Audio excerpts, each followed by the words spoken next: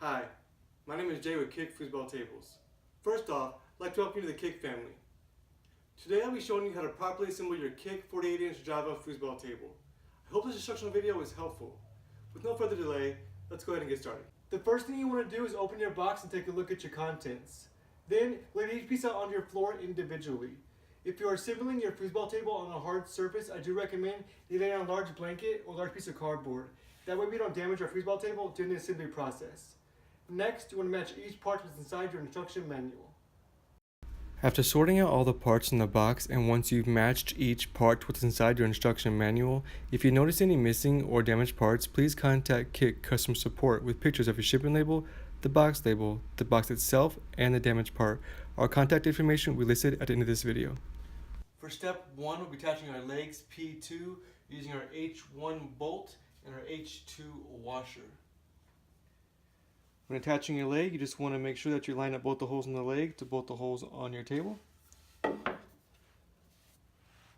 Then insert your H1 bolt and your H2 washer into the back inside leg.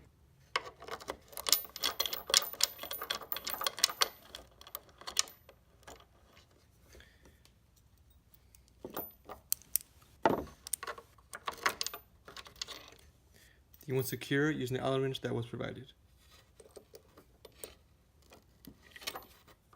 Next, we'll be attaching our cover board P5 over both ends on the end panel using our H5 screw. This part's pretty simple. You'll notice that there are 4 pre-drilled holes here over the cover board. You just want to go ahead and align that over the end panel, and making sure that the end is flush with the end panel. Go ahead and insert your H5 screws into those holes and secure it.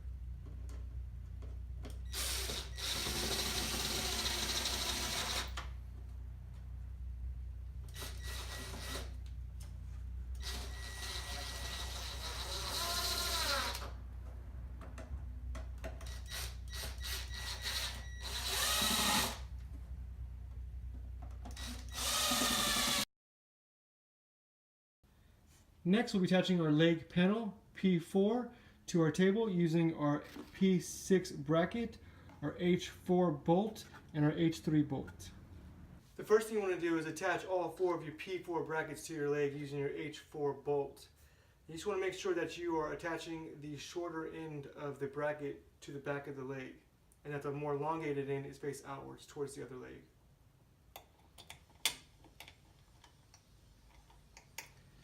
Go ahead and secure using the Allen wrench that was provided.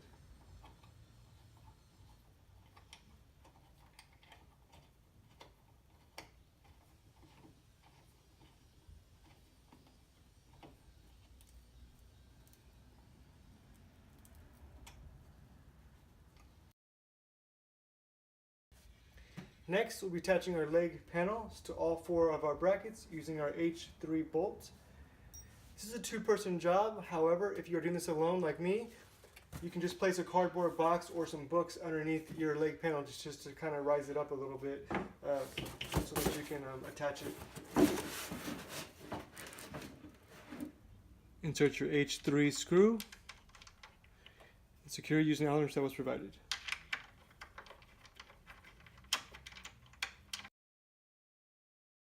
Next, we'll be inserting all of our rods and attaching each player to each rod. The most important part of assembling your foosball table is making sure that all the rods are in the correct position.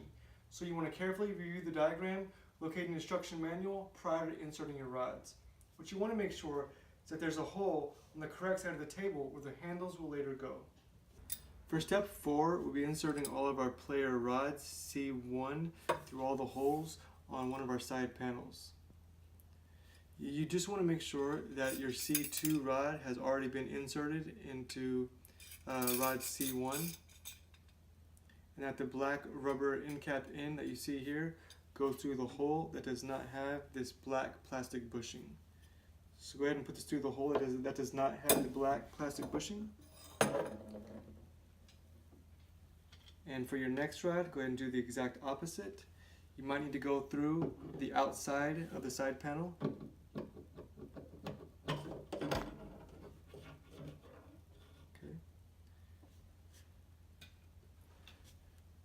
And then the next.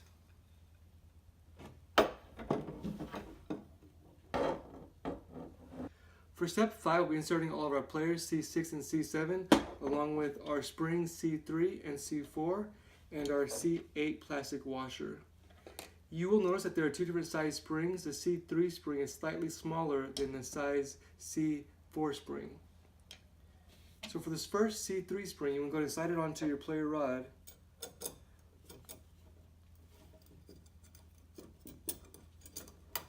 Making sure that it falls on the end that has your other C2 rod inserted into the C1 rod.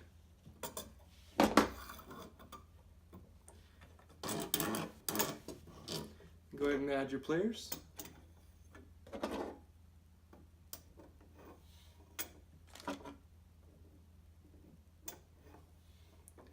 Then add your C4 spring to the other end, along with your C8 washer. And then follow by sliding to the second hole.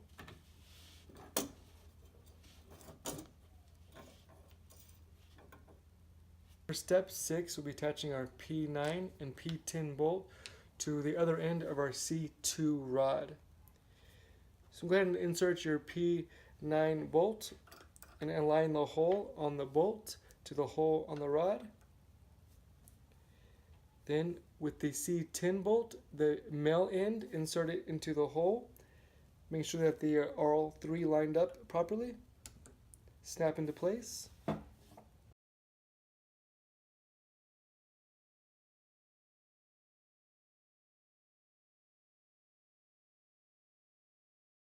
Next, we want to insert the plastic nut P8 into the back side of the side panel. Go ahead and hold the nut in place. Then insert your P2 rod into the hole and into your P8 bolt. And then tighten and secure your P8 bolt to your rod.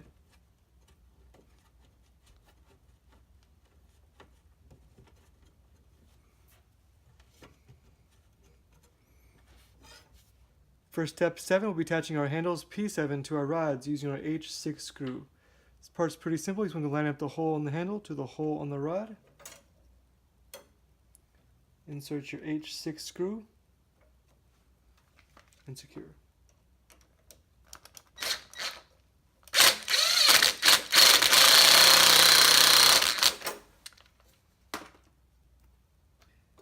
Next, we'll be attaching our players to our rod using our C5 bolt. This part's pretty simple. Let's go ahead and line up the hole in the rod to the hole in the chest of the player. Insert your C5 bolt and secure. Turn your player around. Insert your other C5 bolt into the back of the player and secure.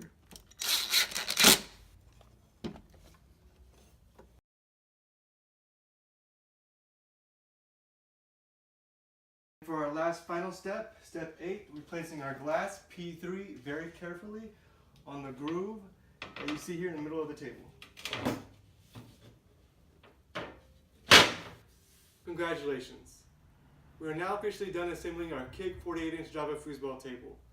You are now free to enjoy your table with your friends and family. I hope this instructional video was helpful. If you have any questions, comments, or concerns, please visit us at www.kickfoosballtables.com or email us at support@kickfoosballtables.com.